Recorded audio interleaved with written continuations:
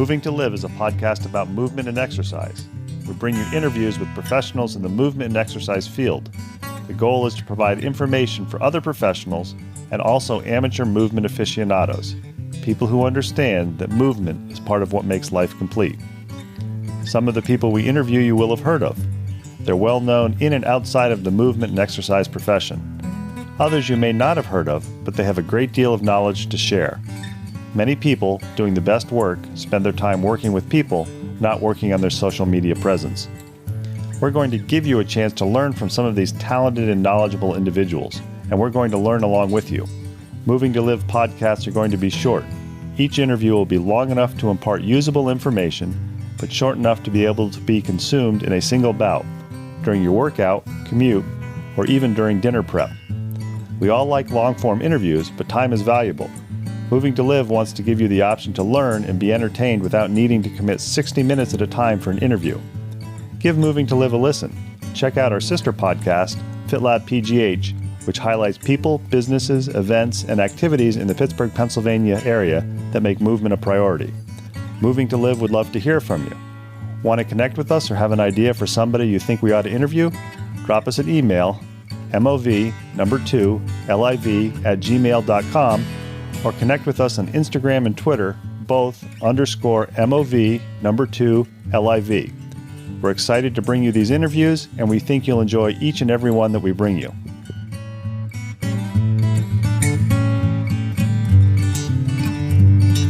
Welcome back to another episode of the Moving to Live podcast and also the FitLab PGH podcast. As listeners know, if you've listened to us before, sometimes we cross-pollinate or interview somebody who makes a great guest for both FitLab PGH and Moving to Live. Both of our podcasts have the ethos movement is a lifestyle, not just an activity. FitLab Pittsburgh tries to highlight people who do great movement things in the Pittsburgh, Pennsylvania area. Moving to Live tries to break down knowledge silos. And I think today's guest is well suited for both podcasts. We're in the middle of starting week 5, about halfway through week 5 of the Pittsburgh area of essentially being in social distancing. Schools are not in session other than virtually. And people across the world probably are very aware. It's very similar in various places. Today's guest is Doug Petrick. He is a cross-country track and field coach at Upper St. Clair High School, which is a suburb of Pittsburgh, Pennsylvania. He's also a physics professor, and I think from what I've seen, he is probably the person that I have seen who uses Twitter to the best effect of anybody else. As soon as we're done with this, I need to find out some more Twitter tips from him. But I think if anybody can talk about the effect that it's had on a career, on athletes that he's coaching, and also he's somebody who organizes a yearly cross-country conference for high school coaches across Pennsylvania and in some cases in other states that he's been, I won't say forced, but he's had the opportunity over the past couple of weeks to realize that this is not going to happen face-to-face. This is actually going to happen on Zoom. So Doug, thanks for taking time to talk to FitLab Pittsburgh and Moving to Live. Oh, thanks. I'm really excited to kind of talk and connect and share a little bit about what we do. I think the first thing that's very interesting to go over, because I find it fascinating. I actually have a podcast that came out the day we're recording today with a physician who is in Italy who has been in quarantine for over 4 weeks. When did you first find out that your job as a physics teacher and as a cross-country coach at Upper St. Clair that you weren't going to be going into work early morning every day? So I want to say probably March 11th was when all this hit in terms of at the high school. And I know earlier that week, I had students asking, hey, what's going on? Or I heard we're not going to be here next week, but I believe the date might've been the 11th. And our administration had said, that the following week we would not be in school. And I think at that point it was just sort of a suspension through the middle of April. So that being said, sports definitely weren't going to be happening during the suspension. Academics weren't going to be happening. And I want to tip my hat to the administration at Upper St. Clair High School, because they were very proactive about thinking and having a plan in place and not rushing to hurry up and do something to fill time. And I had a feeling that we weren't going to go back. So we were doing distance learning, I want to say, for the last 3 weeks.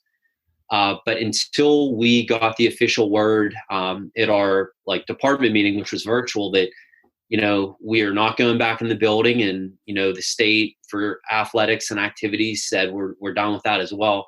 I don't want to say I was in disbelief, but I just didn't process it. It didn't seem that real. So until I think it was like last Thursday, that's when we got the official word. And you and I were chatting prior to starting recording, and I think I mentioned to you that I first started to take it seriously maybe 4 or 5 days before that. And March 10th or 11th was when I shut everything down too. I'm fortunate in that my real job is I teach online for California University of Pennsylvania. So my job per se hasn't changed that much. But I'm curious, prior to that March 11th, say a week before that or 2 weeks before that, where was the thought process, or was there a thought process about COVID-19 in the Upper St. Clair School District as far as you as a teacher and also as a track coach where you're traveling all over Western Pennsylvania? Yeah, so I guess if we go back to the end of February, we were still in our indoor track and field season. So we were actually at Penn State. We had, I believe, 3 athletes go to the state meet. And so it was the end of February. It wasn't, I don't want to say it wasn't hitting the United States, but it was something that wasn't in the public stream or in any of the media. And maybe I was naive, but I didn't know how it would impact us or if it was going to impact us. So I can only speak for myself, just in terms of when it first hit, that week of the 11th or before the 11th, the beginning of March, I would see things come up on the news or in my Twitter feed. And really, I didn't know the magnitude of what it was until the following week. We weren't in school, and all the information that kept coming from that. So I didn't have a lot of information about it at the beginning, so I didn't anticipate the magnitude it was going to have on everything in everyone's life. How long after the March 11th, again, just for people who are listening, and I know it differs from state to state, were you aware that the track season was not going to continue or was going to cease to exist from that point forward? Yeah, so we were 2 weeks in. That was the end of the second week. And the PIAA and the WPIL just did a kind of like 2 week suspension of nothing. And, on the way home, I want to say when I got home, my phone's blowing up, and local coaches, I'm texting them, they're texting me. And I guess different districts were handling it differently. Some were just doing exactly what the PIAA said. Some were doing more than what they had said.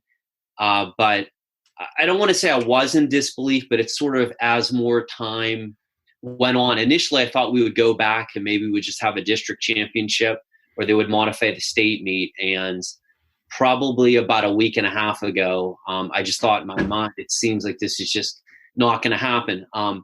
Part of that is, a lot, the kids that we had that ran in college, I mean, their seasons were canceled at the beginning of March.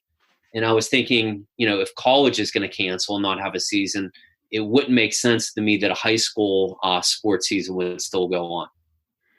I'm curious. I know you have a number of athletes who go on and run in college.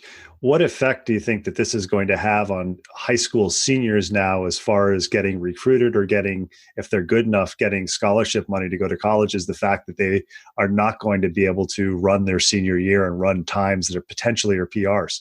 Right. No, it's going to impact a lot of kids. I would almost even say kids that are juniors, in terms of if they're track athletes, usually their junior year, whether a guy or girl, those are the times that the colleges use to recruit them, their junior year in spring track. So yeah, they're going to be at a disadvantage.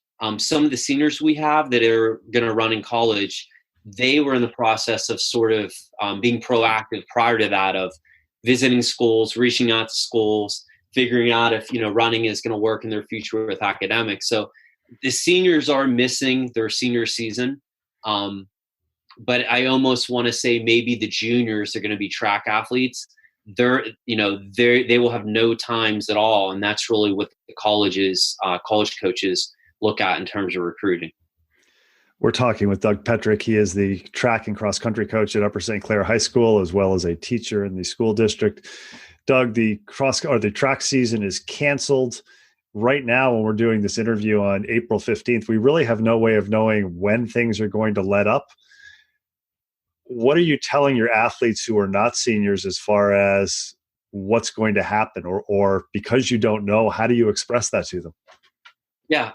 So when all this began to happen, I kind of reached out to a group of kids that I had cell phones, and just asked them how they're doing mentally and are their families okay. So initially, I don't want to say I didn't care anything about the sport, but I just wanted to make sure, we're used to seeing kids day to day. The kids are used to interacting with each other. And those connections, I mean, when that's yanked away from an adult, it's hard. But for kids, a lot of them, that kind of defines their peer groups. And I guess I should say I didn't really care about the athletics for probably 2 weeks. I just wanted to make sure, number one, they were following, CDC guidelines, and if their parents did not want them to leave the house, they were doing that. So I didn't want to talk sports or training with any of the athletes. Granted, my heart went out to them losing the season, but that being said, I feel like a lot of teams, just the way things are structured, like a lot of the distance kids,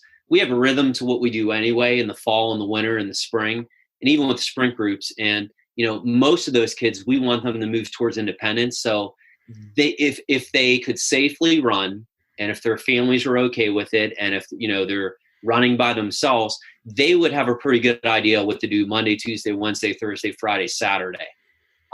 So, initially I did not care about anything other than just making sure they're safe and healthy and their families are okay. But as we're kind of moving through this, I mean, in my mind, I would say for the track kids, the distance group is who I focus on and work with. They will be treating now like track's still going on. And then whenever, I'd say beginning of May, middle of May, the next step for us, and just how I feel, would be act like we had a district meet or a state meet, and maybe you take like 5 days off and recharge and refresh and think about your goals, and then, start shifting into the summer training. So like I would, the way I'm thinking through it is I'm just treating it like it's track season. Granted, they're not going to be racing in groups or having any races, but I think the training should reflect a track stimulus, if you will. I'm curious to kind of get into that a little bit more. I know, as somebody who's a former triathlete, and my idea of getting in the woods alone is kind of my refreshing. But I know, especially with distance running can be a little bit lonely, and there's really a lot of camaraderie between team members. I know if anybody's ever read the book Once a Runner, that talks about it, hits on it very well. I see Doug smiling. He probably is surprised I actually have read that book. Great book if anybody who's listening has not read it. But I'm curious, I know you've worked with athletes. How difficult do you think it is for some of these athletes who are used to running with the same 4, 5, 6, 7 runners every day, to all of a sudden it's like, oh my God, I can only run with mom or dad, or if I'm fortunate enough to have a brother or a sister who also runs, I can run with them, but no more that great conversation that you can have on some of these distance workouts. Yeah, I mean, it's going to be a challenge, but I think also it's an opportunity to frame it differently. I mean, if you have to run by yourself for the next 4 months, one way to look at it is, woe is me, this stinks. The other way is you have 4 months or 3 months to really build good routines, work in good habits. You're not going to have access to a track. That's fine, but there's things that you can do. You can do rope stretching. You can work on strength and mobility.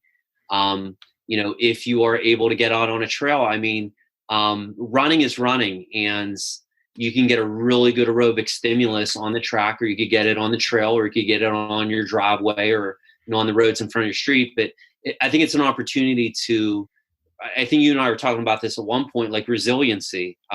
Look at it as like you have the opportunity to run. There's a lot of people that aren't healthy. There's a lot of people that aren't safe, that can't leave their confines of their room. Frame it as you have a chance to run if you're able to run, and don't look at the negative side of it. I think that's a great insight. I'm kind of curious about this, and I may be putting you on the spot here, so please feel free to say I'm not going to even go in that direction. But I've been following you on Twitter and seeing the retweets that you do, and I noticed that a lot of high schools are doing something where every day or so they're honoring a specific senior athlete and just, letting people know these are the highlights, or these are the things that this person meant to the program. Not necessarily look how fast this boy or girl ran, but just more of what they did. And I see that kind of as a juxtaposition to, again, watching on social media some of the adult runners who've had their spring marathons canceled, their spring 10Ks canceled. And what I'm seeing from the high school students is much more of a, this really sucks, but okay, I'm going to get through it. And a lot of the adult runners, it seems like they're not handling it that well. As somebody who is an adult runner, also coaches kids and has kids who come back after they've matured into adults, any insight that you might have of why you see that dichotomy? Yeah, I would say with the young kids, if a kid's expressing that, I would say there's a role model, probably a parent. It might be the coach on their team that kind of reflects getting to be active and getting to do a sport is a privilege and not a right. And it's something that if it's taken away, yeah, of course it's a bummer, but it's not the end of the world. As an adult runner, I didn't sign up for any marathon or half marathon or anything like that. But the way I'm just trying to think about my own running is spring. If you coach spring track or coach any spring sport, I coach spring. I have family. My wife works. If 3 kids are active, I teach AP physics is when like AP test time is happening. So every spring, and I'm not complaining, it's usually when I'm not at my, uber best. I usually make very poor food choices. I usually pack on a little bit of pounds. I usually skip runs because I'm just beat up from being an invite. So like the way I'm looking at it now is my life is very simple right now. I'm still teaching. I'm at home, still being a dad and husband, but like I'm looking at what I get to do. And what I get to do now is I would say I'm probably healthier now than I have ever been in the last 12 or 13 springs because I'm able to get like a decent amount of sleep each night and recharge for my day. So for adults that are struggling with that, of course that is a bummer, but you could contrast that with these healthcare workers are on the front lines and, trying to do something not for them, but for others. And they're putting their own lives at risk. So I'd say if you miss a race, it's a bummer, but it's not the end of the world. And, it gives you an opportunity to train for another 6 or 8 months. You got to get past the issue and then I think you can move on, but you have to also focus on the positive side of what this opportunity is going to give you, because it could give you really terrible things if you dwell on them and focus on them. I know there's often the tendency for people who are runners or any other athletes, whether they're high school, college, or postgraduate or just recreational, you kind of get focused on, you run, you have to get your workout in, you forget about all those other things, the food choices, the sleep, the various things of controlling your stress, et cetera. You mentioned a few minutes ago that your life is very simple now because it's a little simpler because you can't leave the house as often. Thinking ahead, and obviously this is subject to change, but when I won't say go back to normal because I think that's changed forever, but when we have a little more freedom to roam around a little bit, what things that you've done so far or that have happened to you so far, do you think you'll make an emphasis to carry on with you, either as a professional or as somebody with a wife and 2 kids? Yeah, a bunch of things. I'll just give you a few of them. One is a family. We've gone on hikes, not with other people, with the people that live here. And it's been awesome to explore the township, some of the trails. My kids are having a blast, even our youngest one. We've been doing these like hour-long hikes or, 80-minute hikes, and nobody's really complaining to the end about how tired they are, but it's really cool to explore and see the outside. And that's something that we haven't done enough of. And, maybe part of that's just me not being available, being, away or, our work schedules or things like that. So that's something I definitely want to focus on. The other one too is, and I always struggle with, is just being patient about things, especially with my own kids, my family. And I think if nothing else, I'm really learning the value of being patient and that things aren't always going to be scheduled perfectly. And I try to pretend that I'm a super flexible, adaptable person, but deep down inside, when I I don't have a schedule or routine, I struggle. So I think also making sure that I stick to a schedule. Something as basic as like, I'm eating my lunch at home. I'm trying to eat the same stuff that I would during the school year. Because once again, like during summer as a teacher, I still coach, but I don't have a firm schedule. And usually my eating habits get bad. My sleep gets bad. So I've been trying to stick to like basic things like what I'm eating at lunch, trying to make good food choices. And then also the whole idea that getting sleep when I'm cranky and I'm frustrated, sleep is usually the one thing that's just not happening. And it's interesting. I know you have 3 young kids, and just if you think back, you probably recognize when the kids are cranky, they probably need a nap. And it's not that different for us as adults, even though it's typically been a badge of honor to say, oh, well, I only need 4 hours of sleep. And I think most of us, if we actually are honest, could use 3 to 4 hours more than that. Oh yeah, 100%. I mean, during the school year, sometimes it gets to like 5 hours or 6 hours, and there's just things that need done. But, just from running, like I did a really good long run last Friday, and I ran, for me, it was long as like 8.6 miles.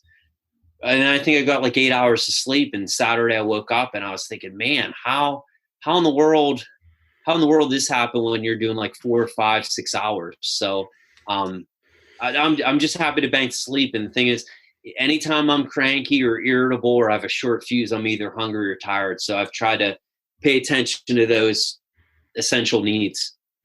I think I don't remember who has said it, but somebody says that when you're a baby, you worry about eating and sleeping and somebody takes care of you. And then when you're getting very close to death, hopefully at a ripe old age, it's almost like you're a baby again.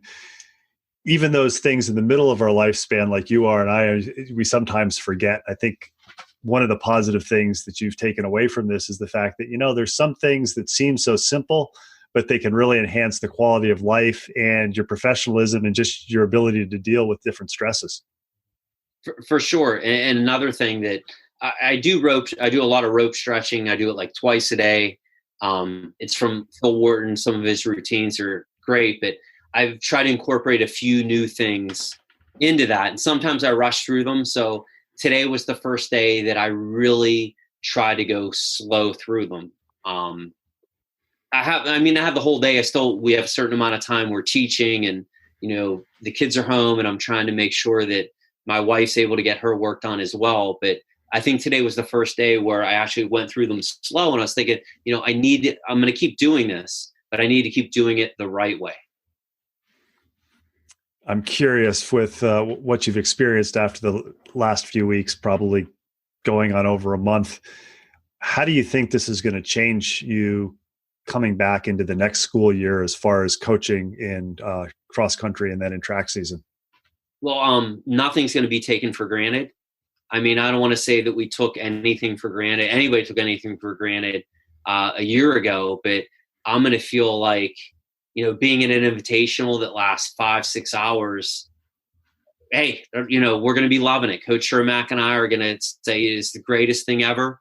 We had thought back in May and April that we would be able to do this. And I know there's going to be a different interaction between coaches, and not that things were ever negative between different teams, but I think there's going to be a new level of humanity when everybody makes it through the other side in all aspects. In the classroom, we teach during the day, and then we have like office hours where kids can interact with us through Google Hangout. And, with some of the kids, they were asking stuff about a lab we're doing, and, they and we just talked about like the face-to-face interaction is really, it's a bummer. And we're doing the best of what we can, but those daily interactions of hello and goodbye and small talk and how are you doing, and what's coming up and how was your birthday between adults and kids, I mean, that's not going to be taken for granted. Not that it ever was, but it's going to be valued. Maybe that's a better way to say it. It's going to be valued a lot.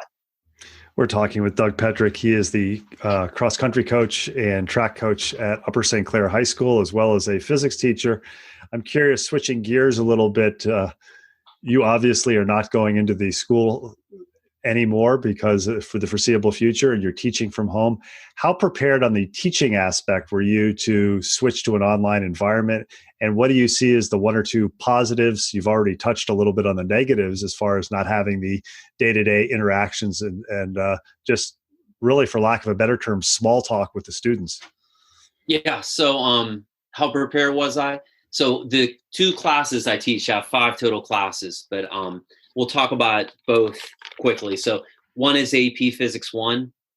And with that one, it's an algebra-based physics course. But I've been using in that class an online textbook that has an online, we have reading quizzes and online homework. So that wasn't that big of a departure. I've been doing that for at least a decade. So prior to us physically leaving the building, I told the kids when they're asking questions, hey, whatever happens, we're in a good place. Everybody's used to, logging on and doing stuff. It's just, I'm not going to be physically there to help you out. There's lots of like ancillary items with the product that we use for that. So I want to say I felt comfortable. I mean, granted, big learning curve, but to me, I was sort of like, we're almost done with the content anyway. So it wouldn't be this big new thing that I had to learn. For conceptual, which is just not as rigorous, lower level, not a lot of math. Great kids, though. With that, I do a lot with my class. I don't lecture for the whole time. I might talk for 10 minutes. We do a demo. We watch a video clip for 5 minutes. They do an activity. They share. Like, I don't like just talking to the class the whole time. And I try to make it as interactive as possible. So probably about like 3 or 4 years ago, which I'm sure other teachers do as well, I started using like Google Forms as kind of quick ways to, kid finishes one thing, you can move on to this next thing, where it would have like a video they would watch, a couple questions is a Google form. And then what they could do is they could work at their own pace. So, but they were used to going into our school district has this thing called Canvas. It's an online platform where you have all your courses, the agendas, and so the kids in conceptual, they were also used to accessing things online. But I told them before the week ended, before we left, whatever happens, it's not like we've never done things online. I'm just not going to be there. It's going to be a little bit different, but you're going to be in a good place. So I didn't feel a lot of apprehension about it. I just knew it was going to be different, but our administration was great about kind of not lowering the bar, but like face to face, you can do this. And you're not going to be face-to-face, and it's not an ideal situation for you. It's not an ideal situation for students. So, have this expectation, whatever it is, you just have to like reframe it. And that was awesome to hear because it alleviated a lot of stress that I might have felt that I can't deliver exactly what I'm doing in the classroom. But I mean, everybody's dealing with that, and people that aren't teaching are dealing with things that are way more challenging. I'm curious, just as an aside, I know a lot of universities are giving students the option through the semester until a few days afterwards to, rather than take a letter grade, take a pass-fail grade. Is that something that the Upper St. Clair School District has done, or are they still going with standard grading as they normally have done? It's a modified grading schedule, so it's not pass-fail. And, I teach, I don't vote on those things or decide those things, but to me, it looked like a very reasonable way to like reframe things, that it's not exactly the same thing, but given the situation and the amount of time, I think it makes sense. And I think it's fair to the kids and the families too, and the teachers. We're talking with Doug Petrick. We've talked about his coaching and how that's changed and been kind of put on hold to some extent, more of a life coach now with his athletes as opposed to a track coach of distance runners, how it's changed, but not so much changed his teaching schedule. And one of the reasons I originally planned to have Doug on FitLab PGH is Doug does a really great coaches conference every spring for cross-country coaches. And for those of you who are athletes, and if you were fortunate enough to run cross-country, a lot of times cross-country doesn't really get the attention that other sports get. So I know Doug had a couple of great speakers last year, one from California, actually 2 from California, one from California University of Pennsylvania, and one from the state of California. And when they first announced everything was closing down, I was curious what to see. And I'm happy to see that Doug is moving this to a global, I'm not going to say virtual because it's actually going to be happening, but it's going to be over the internet. Doug, I think, first of all, why did you decide to have a coaches conference? I know we've talked about this a little bit in the past. And then what was your first thought when you found out that school was going to be closed and you were not going to be able to be on the Upper St. Clair campus probably in June? And then you made the decision to say, we're going to take this into an online environment. Yeah. So, we did one last year. And the idea behind the conference, the clinic, is I want to give coaches, high school coaches, or even, middle school coaches, college coaches, I wanted them to have the opportunity to interact and learn from somebody that's kind of like outside of a local, driving 30 minutes. So whether that would be, if you're a high school coach, a collegiate coach, or if you're a high school coach, it would be a coach from another state that's successful. So we did it last summer. It was awesome. It was a lot of fun. Great feedback. The speakers were amazing. And so we had planned to do another face-to-face one. And it was scheduled for June 26th, which is a Friday. 3 speakers we had lined up were Dennis Barker, who is a coach. He's from Minnesota. He's kind of unique in terms of he coached at the post-collegiate level and the collegiate level. And in Minnesota, now he's coaching at a high school level. It's Nova Classical Academy. He's very successful. He's worked with post-collegiates. That was kind of like, we did a survey last year. What did the attendees want? They wanted somebody who had post-collegiate experience. The second speaker that we were going to fly in was Paul Vanderstein. He's from Neuqua Valley in Illinois. I mean, phenomenal coach. He's had his high school guys team. They've gone to Nike Cross Nationals. They won it once. Chris Derrick, professional runner, is one of his former athletes. So we're going to bring him in. And then also attendees last year had an interest in learning from a physical therapist or somebody that works with runners. It's not just strictly a coach. And so we have Kelly Kuhn from Kelly Kuhn PT, her website. She's a physical therapist. She's amazing. She works with runners.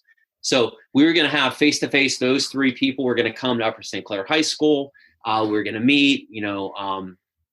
They would lecture, each lecture twice, Q&As, meet and greet, the whole 9.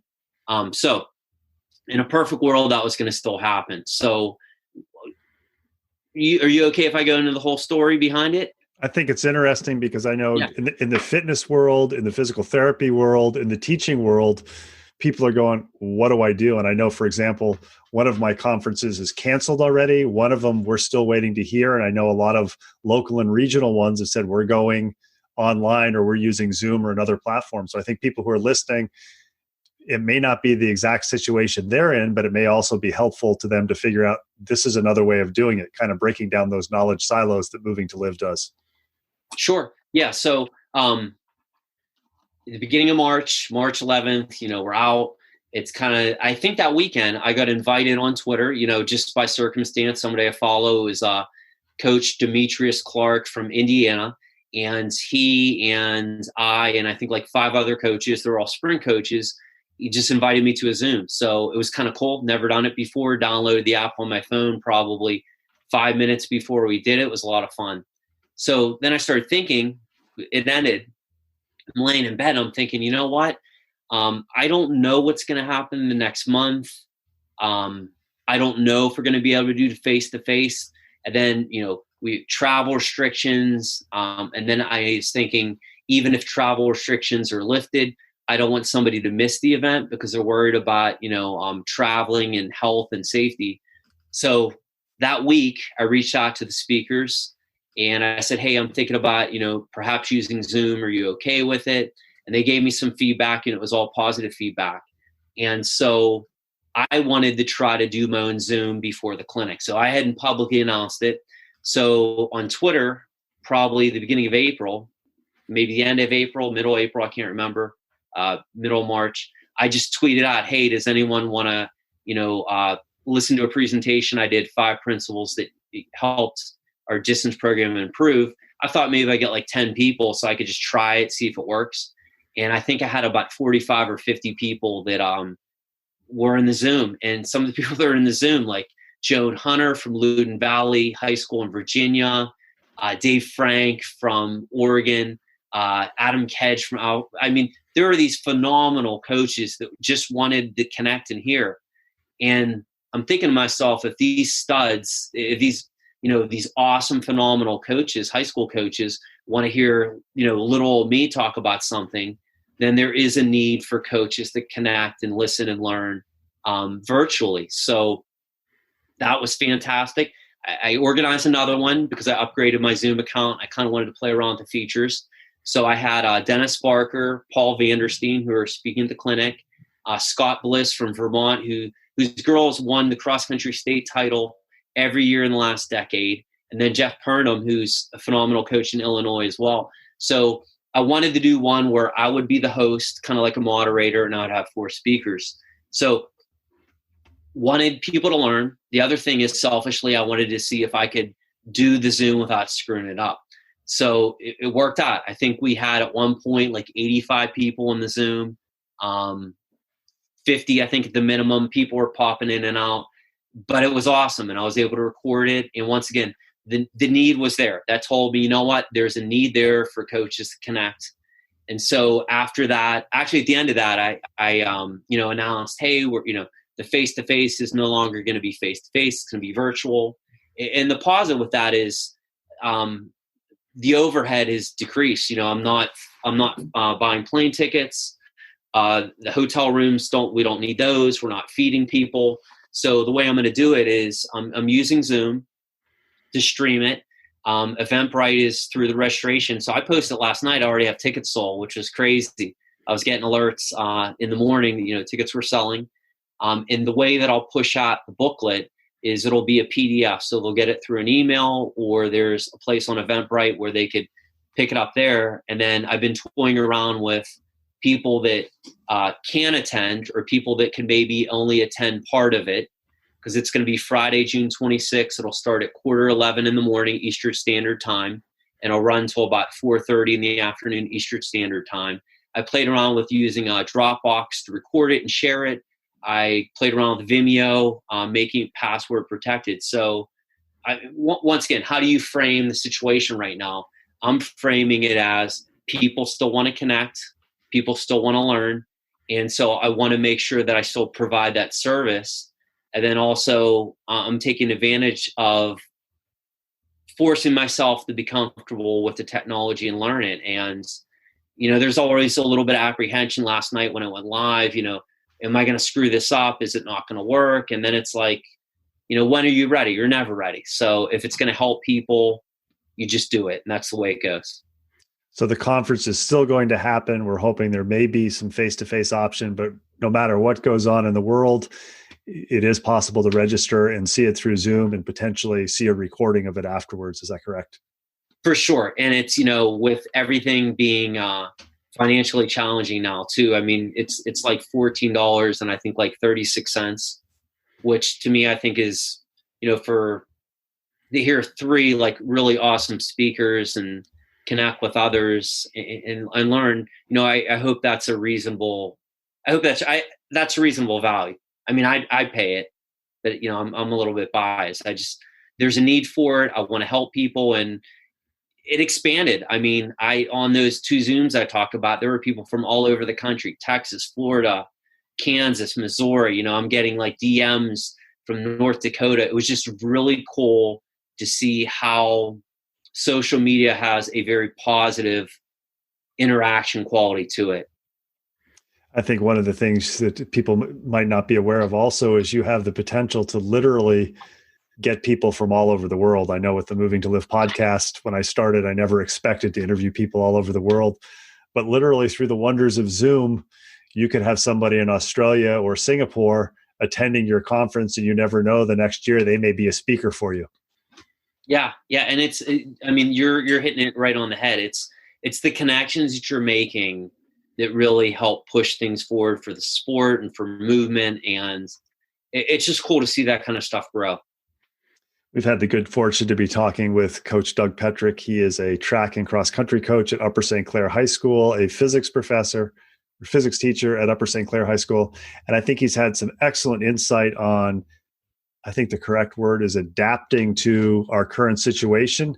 And I wanted to get him on here to talk about that because I've got a lot of respect for the way he coaches his athletes and the way he approaches athletics and academics. And I also wanted to give him the opportunity to talk about his conference, which is coming up.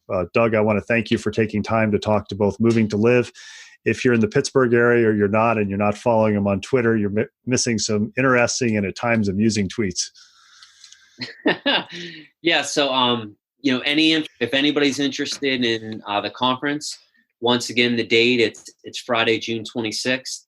The way it'll work, you can get the information from me on Twitter. So that's at Doug Petrick 1. You can also follow our clinic Twitter account that is at clinic USCXCTF. And the way it'll work is, you go online, you follow us, you'll go to a link that's in my bio. It's also on the clinic bio. And if you click on it, it'll take you right to Eventbrite. And all the details are there. The way it'll work is you will sign up. The cost is $14.36. It'll be on sale. We can accommodate many people. It'll be on sale probably up to a week before the event happens. And we have 3 presenters. Once again, Dennis Barker from Minnesota, phenomenal coach, worked with post-collegiates. Now he's coaching high school athletes. Paul Vanderstein from Neuqua Valley High School, which is in Illinois. He's had teams go to Nike Cross Nationals and a team win the whole thing. And then a very amazing physical therapist, Kelly Kuhn, who's really helped a lot of our runners still stay healthy and injury-free. And so we'll stream the event. It'll be on Zoom. You'll check into the event between 10:45 in the morning, Eastern Standard Time, and the presentations will start at 11, and we'll go through. We'll do Q&A through chat. Each presenter will talk for about 70 minutes, and then we'll have a 25-minute Q&A. We'll field questions through the chat.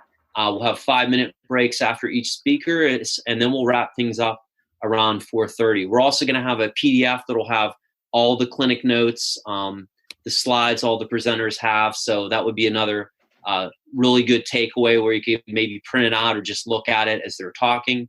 And then we also plan on recording each of those 3 lectures so that you'll be able to look at them in the future. Or if you're somebody who's not able to watch all 3 at once live, you'll be able to check them out on your own. Great information from Doug Petrick. We'll have all that information also in the show notes. Doug, thanks again for taking time to talk to FitLab Pittsburgh and Moving to Live. Thanks a lot, Ben. Always great to talk to you, and I enjoy listening to your podcast.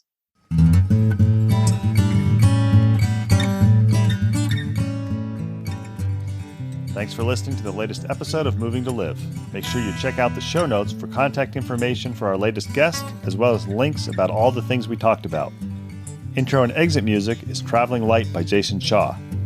You can subscribe to Moving to Live on Stitcher, Apple Podcasts, and Google Play, and be notified about new episode releases. Have any questions, comments, or suggestions? Drop us an email, mov2liv@gmail.com. Connect with us on Twitter or Instagram, both _MOV2LIV. Please tell your friends about Moving to Live. It's a go-to place for information for movement and exercise professionals and amateur aficionados who understand that movement is part of what makes your life complete. Until next week, keep on moving.